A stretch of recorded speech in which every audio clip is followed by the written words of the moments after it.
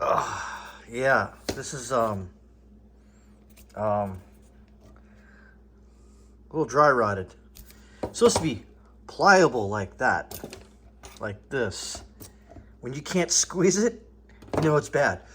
But it doesn't mean it's so bad you can't use it. Now, as you see this diagram here, this is what I'm going to show you over on the yellow 82 Land Cruiser. Now, in the past, I'm going to show you, might as well show it to you now. So for many decades, this thing was a daily driver for the provincial government of Pichincha in Ecuador. This was a government vehicle. Obviously, the color is been updated. It's still the mustard yellow 532, but besides that, for many years, this Land Cruiser's heater core must have went out. So what they did was this heater hose or hydraulic hose of some sort was longer, and it connected all the way down to the oil cooler. And it's been like that since I've owned it. And then I got bored one day and I said, you know what? I have all the parts.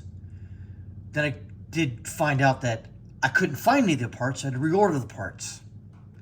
But having said that, I took the heater core out of this one, bought a new heater core, and put it in here. The old heater core is up here for the 82. And I had it, when I went to Panama a couple years ago, I took it with me and had it fixed down there and then left it. Then 6 months later, went back there, picked it up. So this is a good heater core. I mean, it looks like poo, but it works. Anyways, so the heater core is hooked up and that line was all the way down there and it worked just fine. Now, for anything, you don't need a heater, really, to be honest. If you live in the southern United States, it just doesn't, it's not needed, really. Because the heat off the back of the engine through the firewall heats up the cab pretty good. But now I got heat in there, just like the blue one. And so I'll show you what I did. I would have done a video about this, but would you want to see me just, someone like me, rearranging heater hoses and putting stuff? No, you don't really want to. I'll just tell you what I did. Nah. Anyways, so what I did was shorten this one all the way to here. Now, that thing is long in the tooth and not going to last very much longer. So I'm going to have to find a replacement for it eventually. So this is the valve that's actuated inside. When you pull that valve, it opens up this valve here and allows coolant to come into here, to the heater core, into this line. Get some light in there. All right. So, all right. From this line here, it goes all the way into the heater core. It goes through all that stuff and it comes out this way. Now, I didn't have the correct metal tubing for it. I thought I did. It wasn't right. And this is kind of at a weird angle. It kind of goes, let's see if I can, you can see it kind of goes down and that way. So I had the brilliant idea many years ago, and then I forgot. Then I remembered again that what you can do is you can take copper pipes from your home. Well, not from your wall. You don't want to, go ham on your wall and pull out copper piping. But most modern homes like mine is like the Plex or the PEX, whatever the hell it is. It's all plastic. Anyways. So, as you can see, let me see if I can get it. I have a copper pipe. It starts there. Okay. This hose, I don't know. I got it at AutoZone, and I was looking for just bulk hose, and I saw this up there, and I'm like, oh, that'll do it. And it was like $16. It's like, ugh. But it did what I needed it to. Turn your light off here. All right. And the coolant goes from there to this copper pipe that I soldered up into here, through this line, into this and back in to the water neck through the thermostat. Yeah, that's the word I'm looking for. Or not, it bypasses. Because it through down to here to the water pump. And now, so I showed you that. Now we can go from the oil cooler. Oil cooler is right here. Isn't it nice? The blue one doesn't have one. You don't really need one.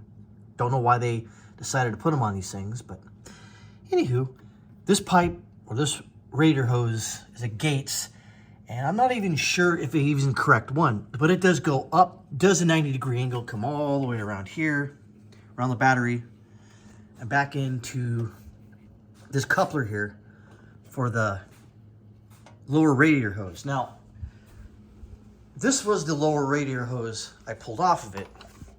As you can see, it's kind of, so naturally you would cut a portion of this out and then put that coupler in there for the radiator fluid that's going from the water pump around the battery and into there.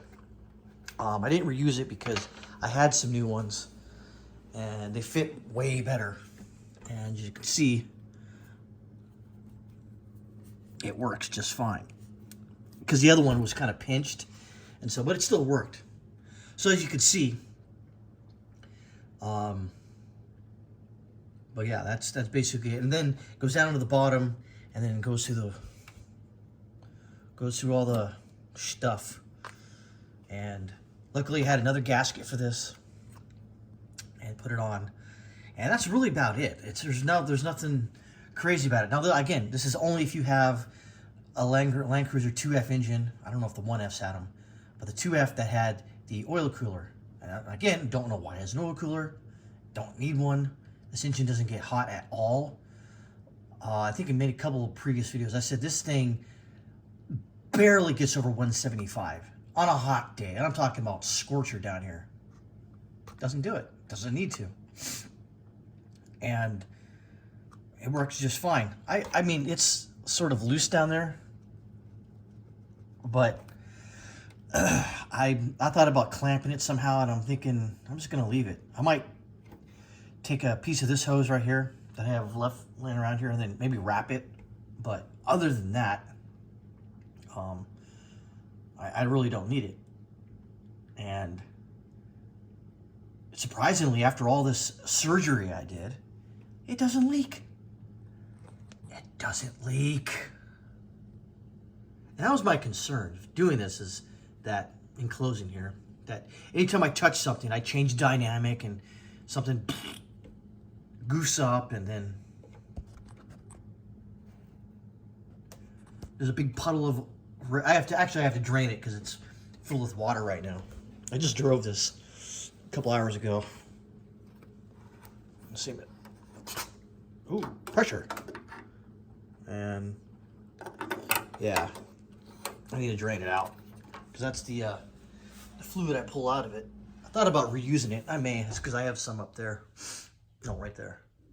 That I bought, I think for like $5 a gallon or something.